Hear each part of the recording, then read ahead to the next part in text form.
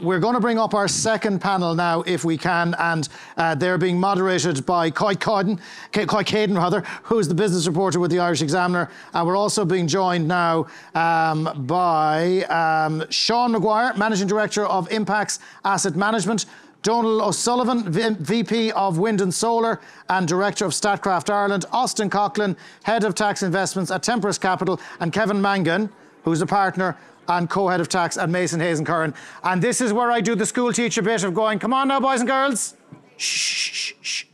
I didn't say class was dismissed. I just said you had a minute to talk to each other. So, right, what we're going to do is we're going to hand over to our panel here, and we have got our next round of questions that are up there as well on the app. So our polls are open. The questions we're asking now: which renewable energy class will be the highest potential to deliver on Ireland's commitment to climate and should be prioritised for government support?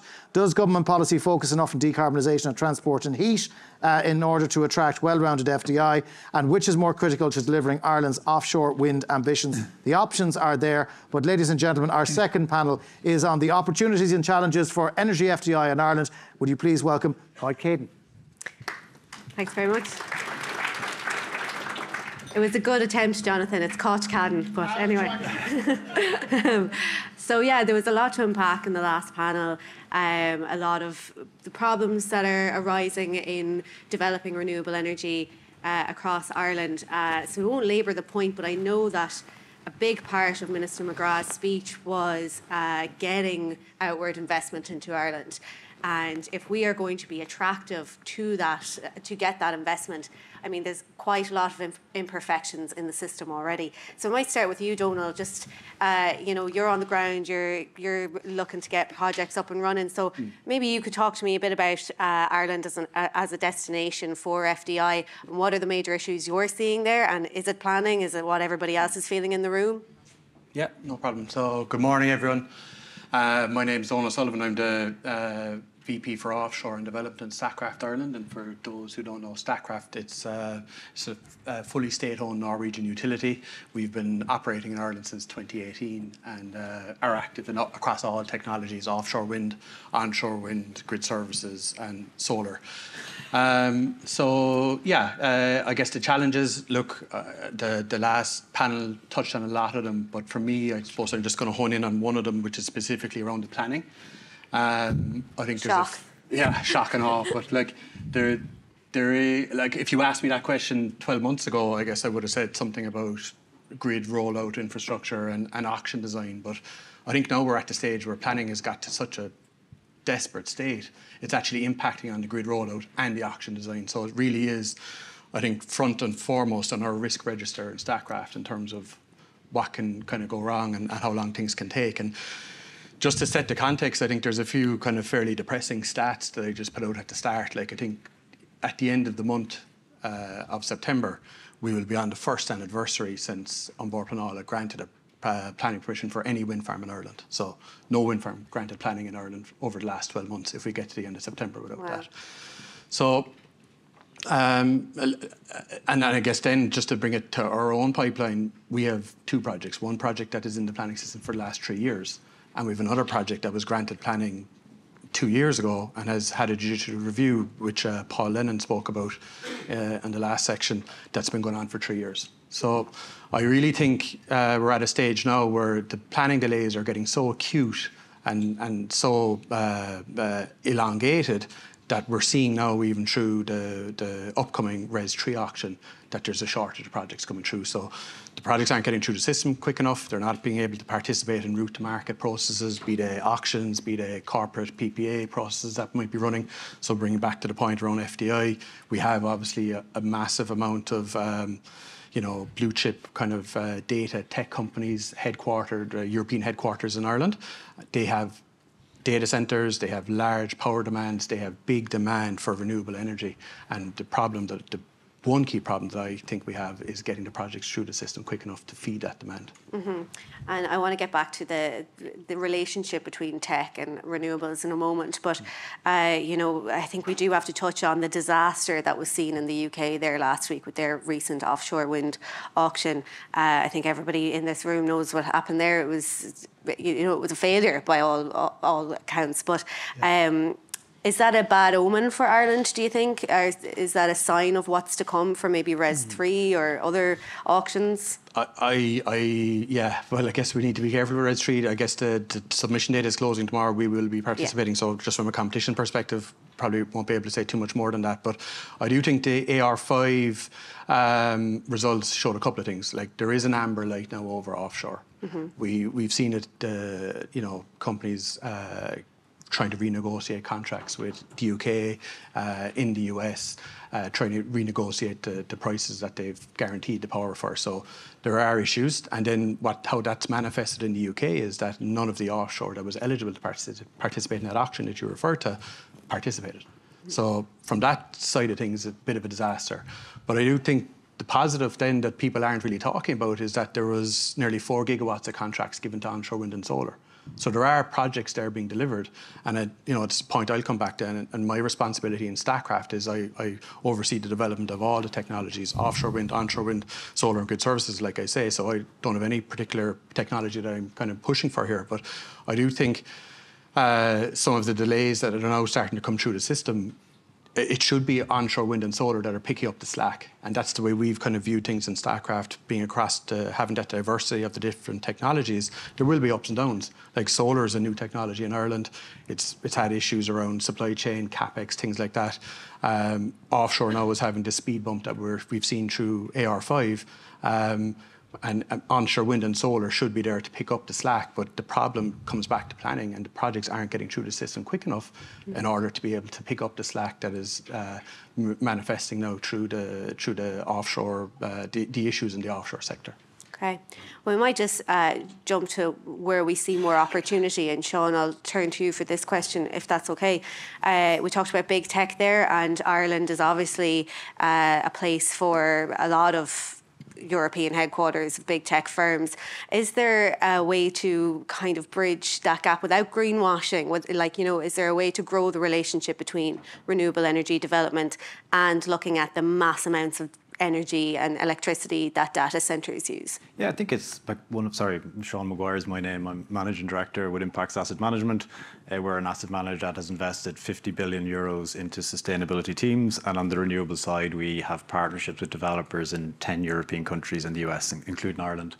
I think in terms of Ireland, like, the whole data centre phenomenon has been a key story for Ireland for the last few years in terms of attracting investment. When we're out raising capital and we're telling people about why we want to invest in Ireland, is increasing demand is obviously important. We've talked about offshore, we've talked about all the various technologies, and I think the data centres and the tech companies enable that. I think we've had a lot of good news stories recently in Ireland. Like, on the corporate PPA side, like the Microsoft PPA that was announced last year was the equivalent of another RES auction. So you had your RES auctions, and I know the government have certain targets for corporate PPAs by 2030 they want to get to. So I think it's a good news story for Ireland in that we have the big tech companies here. I think, in fairness to the big tech companies, they have been the leaders in decarbonisation. They've put their hands in their pockets. Like, it started out, we used to have a criticism years ago where the big tech companies were signing all the corporate PPAs in Swedish wind and Spanish solar because it was cheap. But they've actually now addressed that issue, and they really are looking to balance their power and demand within country, or generation demand within country. And I think the opportunity continues to be there for Ireland. I think the more from an Irish taxpayer's perspective, corporate PPAs are great because there's no risk. There's no top-ups, there's nothing. It's a free bet for the taxpayer. So I think we should encourage it as much as we can. They're not without their risks. I think from an investor perspective, when you look at Ireland in terms of when we are funding projects in construction, all of the issues we talked about earlier, a lot of them are development issues.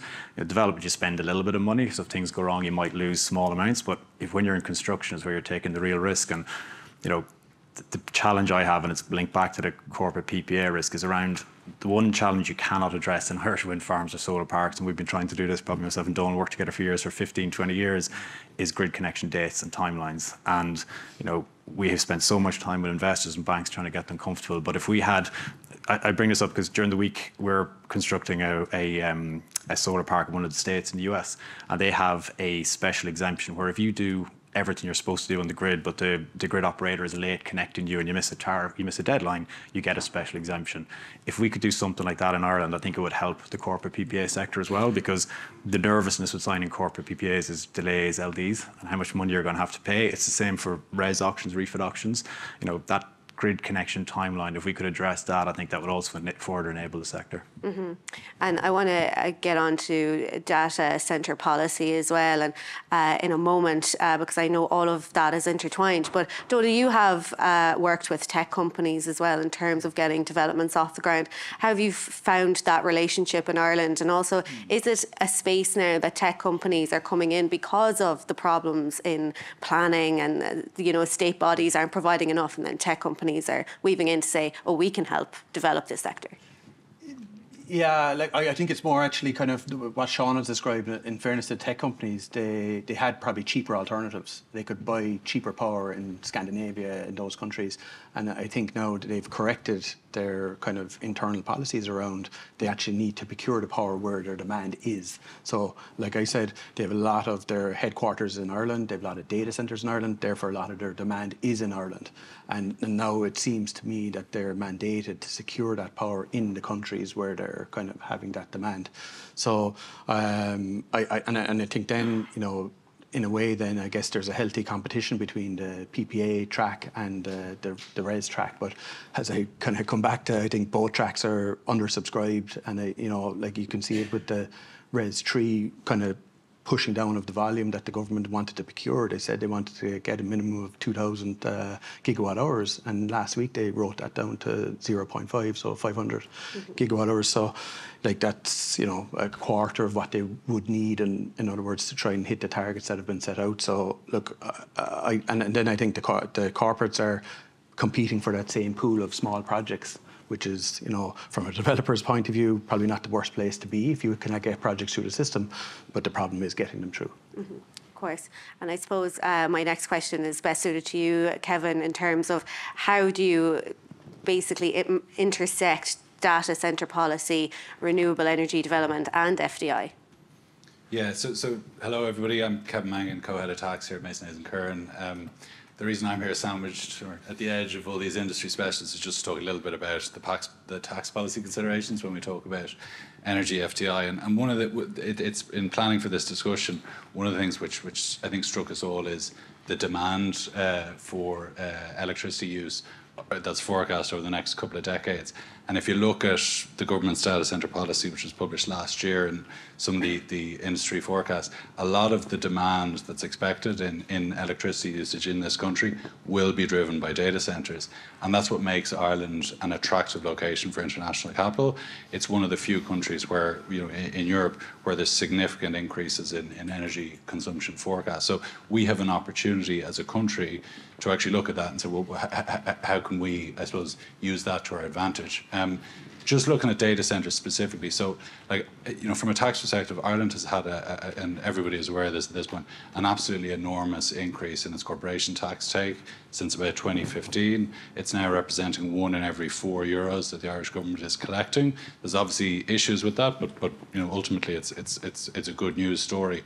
A lot of that has been driven by multinationals locating either IP or significant amounts of substance in Ireland, not necessarily always connected with IP, because of changes to international tax rules, Irish tax residency rules, and changes introduced by the US government in 2017. And we've been a net beneficiary of that. Okay, and a part of that story is these companies are locating significant parts of their value chains in Ireland. That isn't all data centres, it's R&D functions, it's sales support and marketing, it's general centre of excellence type activities, but data is a really important part of it, and this is acknowledged by the government in their 2022 strategy publication. The government talks about the twin megatrends of this decade as being decarbonisation and the climate emergency, but also the technologicalisation of society, whether it's cloud computing, whether it's the way we work, remote working, it's the ability to manipulate data in ways that we never thought possible. And data centres and the structures around that are really, really important part of that, okay? And ultimately, there's obviously a difficult conversation to be had by government, because there is a lot of resistance to the growth of data centres when we are in a climate emergency where there is big strain on energy usage. But we do have to acknowledge that, when we look at the opportunity for Ireland, actually, there's an opportunity. It's a twofold opportunity whereby if we support the growth of data centres, we are supporting Ireland becoming a data capital, and it's the next wave of technology investment. But it's also a use case for significant investment in renewable energy, because just to pick up the points that were made on the hyperscalers, if you look at AWS, you look at Alphabet, you look at Microsoft, they all have really strong published net zero and ultimately, carbon neutrality and net zero goals. And part of that story is making sure that we have renewables close to these data centres. And that's an opportunity Ireland has in abundance. Mm-hmm. I suppose, Austin, we might move to you now, because I know a lot of the conversation is dominated by electricity and hydrogen. And do you think there's an awful lot of emphasis focused on those 2 points? And is there any other area of renewable energy development in Ireland that could attract FDI?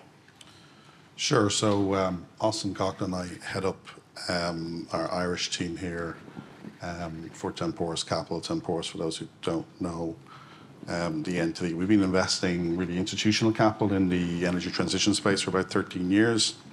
Probably enabled about 100 plus projects across the UK and Ireland. That's our main focus: onshore wind, solar, run the river hydro, biomass. We've been getting into offshore wind, battery storage more recently, and we've also in recent years begun to deploy capital into the transportation space and also looking at housing. We're actually building 3,000 sort of sustainable low-cost houses here in Cork.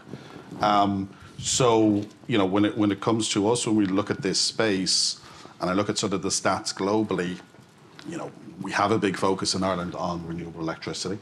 And there's 1.1 trillion invested in the energy transition last year, according to Bloomberg numbers. About 40% of that goes into renewable electricity. So there's 60% going elsewhere.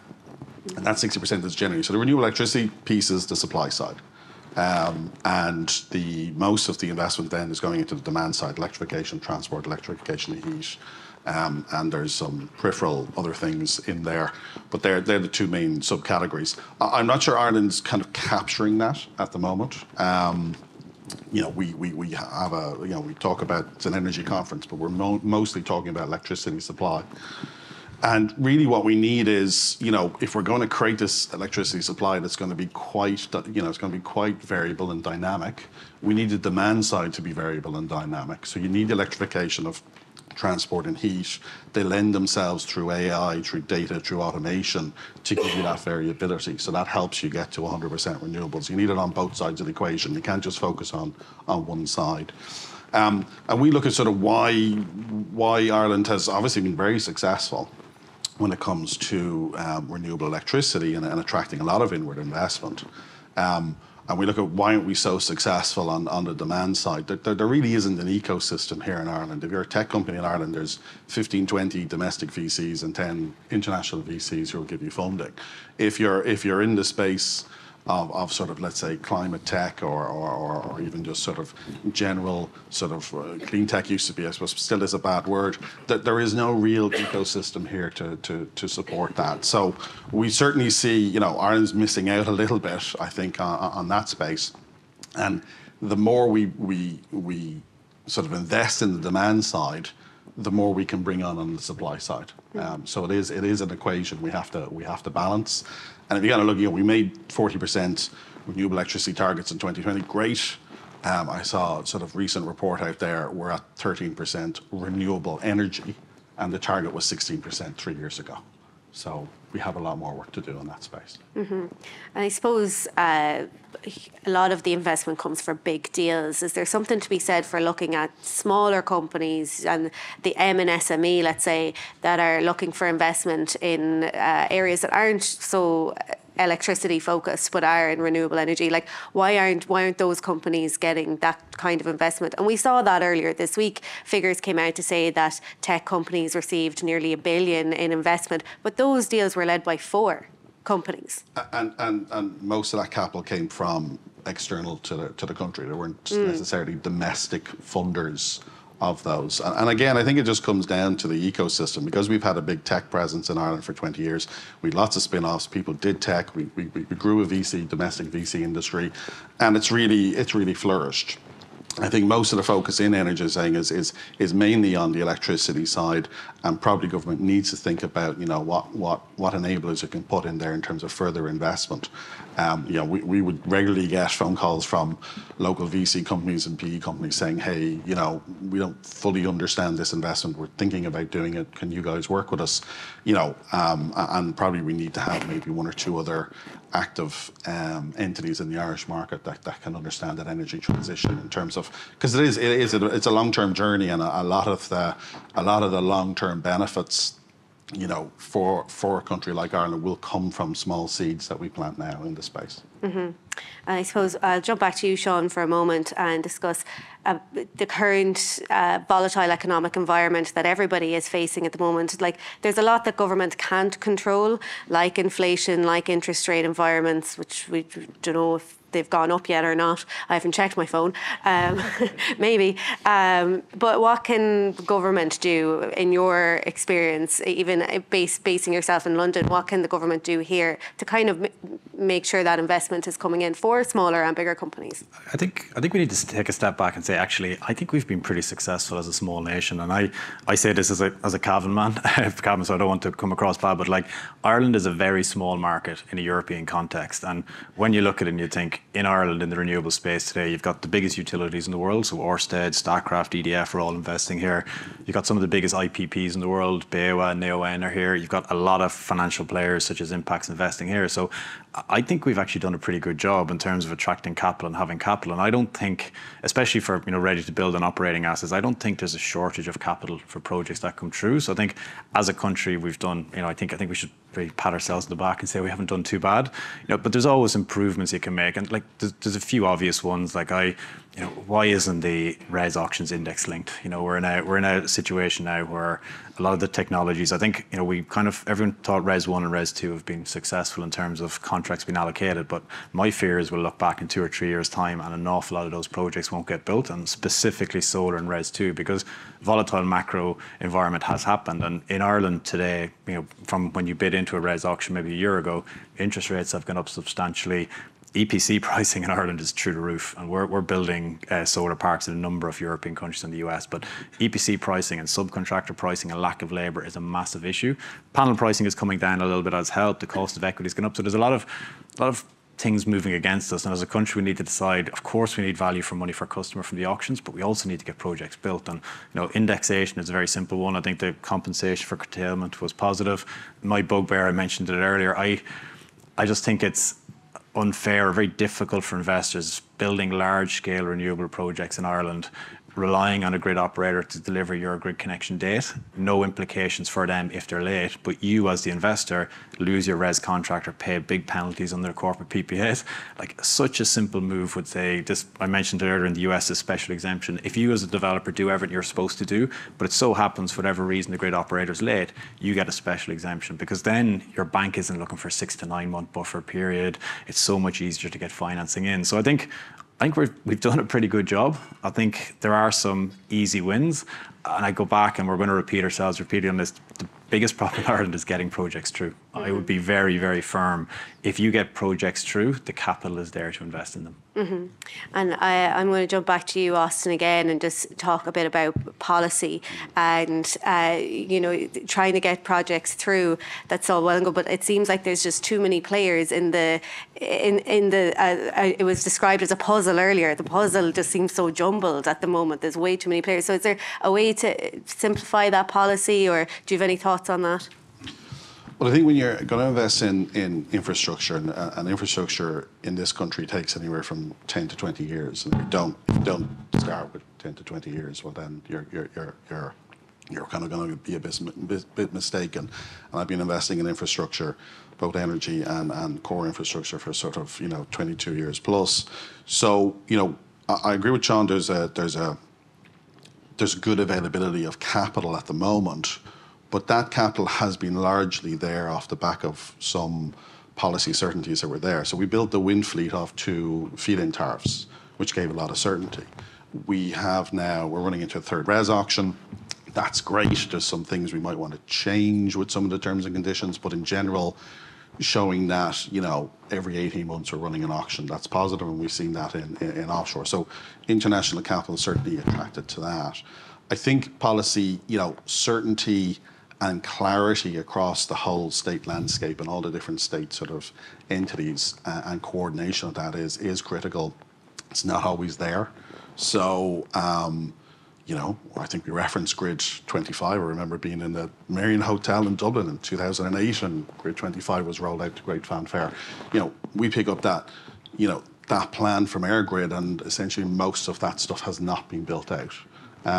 So we just need to build, and EirGrid do a great job in terms of system services and upgrading lines and looking at the system from a strategic approach, but we just need a few more wires. If we're going to electrify everything, we need more wires. So we do need that connection between the climate action plan and the wires that we need. And then we talk about planning, and I don't want to reiterate planning, but we've about 60 onshore wind projects in development in Ireland. We're assuming a third of them maybe get through the planning system. So when we look at offshore, and we've gone now from a developer-led to a plan-led approach, I think we're putting, again, I'm a portfolio manager, so I look at portfolio diversification. So the state putting its eggs in the basket of 4 phase 1 projects and 1 state project to help meet 5 gigawatts of 2030 targets doesn't really make a whole lot of sense from where we sit, and doesn't make a whole lot of sense from the investors where we sit. So I think Ireland gets some things really right, and there's some things we definitely need to improve upon. Because, again, it's sort of our estimates. That climate action plan is going to need 50 billion to take us from here to 2030 in 7 years. That's a lot more money than was ever invested in Ireland to where we are presently. So that really is, and we're in a changed environment. That cost of capital hasn't risen in the last decade. It is changing literally has changed over the next 12 months. You're going to see a big impact on corporate balance sheets, on funding. Funding has been hard to raise over the last 2 years. That cost of capital is going to change, and it's going to be much more selective of where it goes across Europe, across the US, across Asia for those investments in renewable electricity, essentially infrastructure.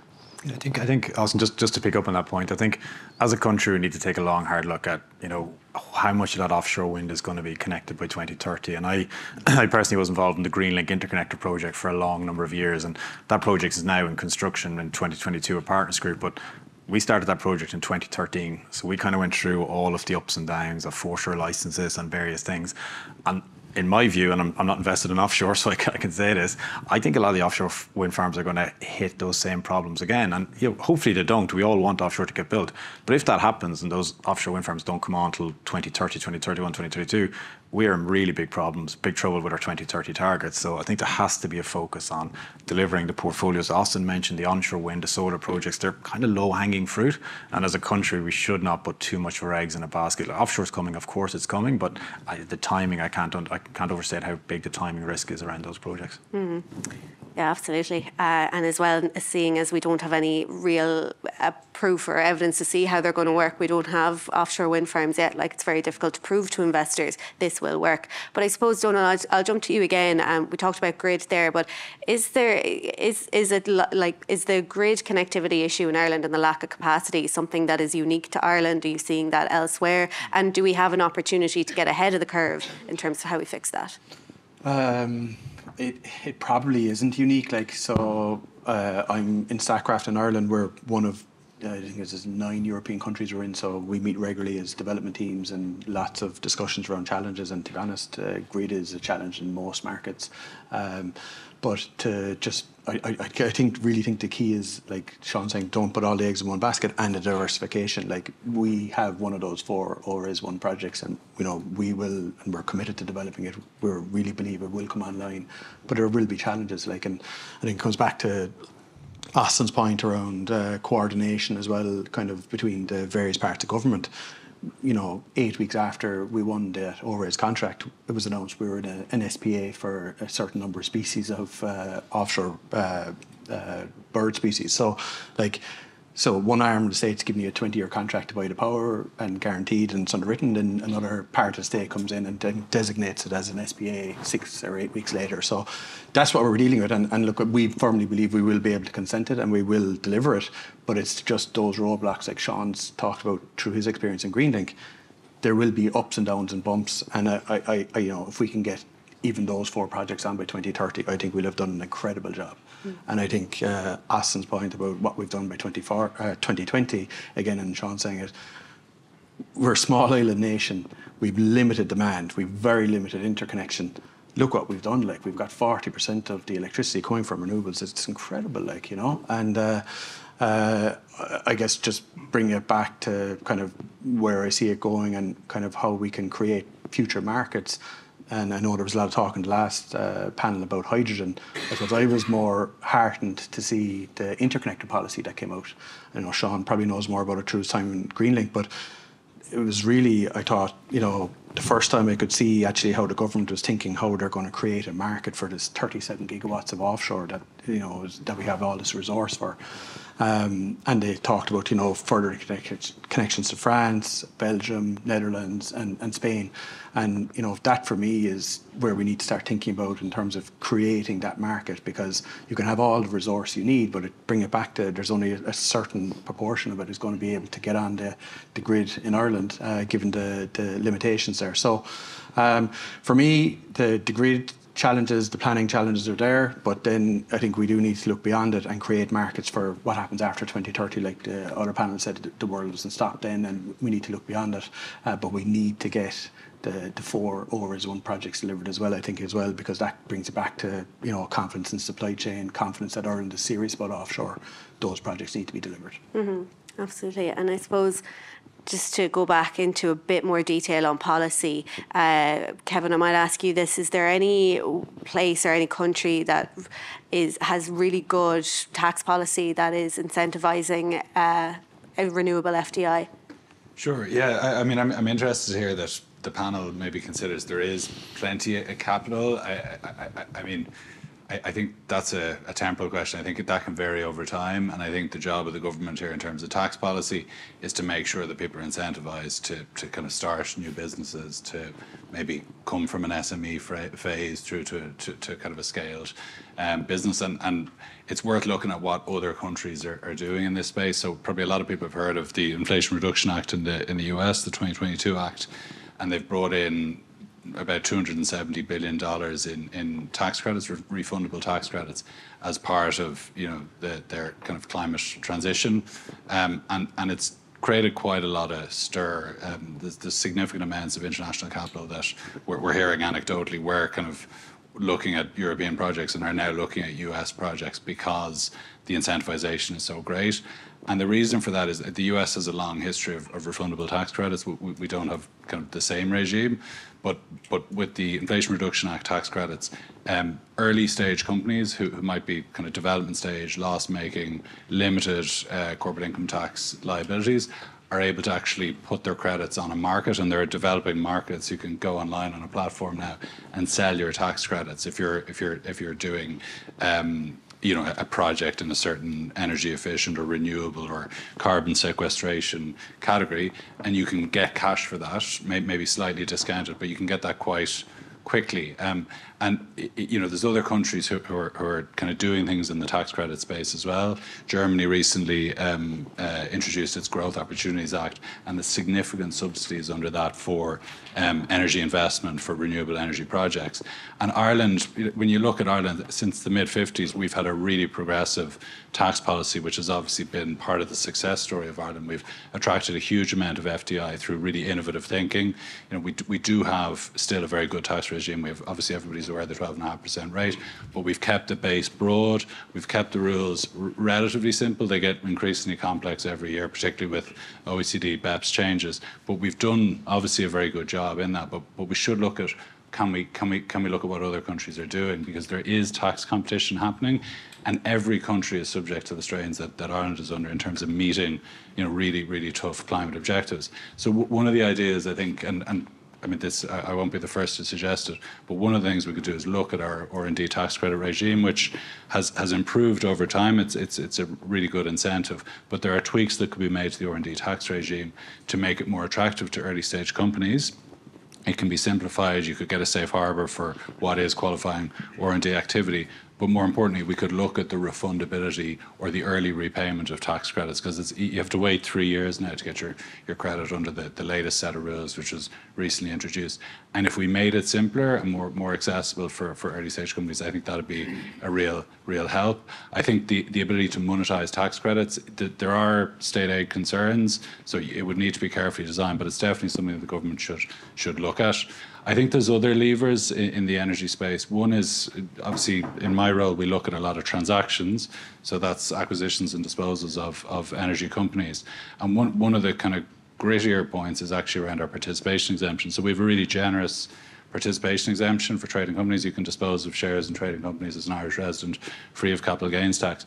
But actually that's not great for companies which are in a development stage and you're not confident that you satisfy the trading test, or you're heavily land rich, possibly before you've acquired your non-land assets. And that creates grit, as I mentioned, in the system, because there's a really strenuous withholding tax obligation. These are things that are a real problem when you try and do energy transactions, and could easily be solved by better guidance.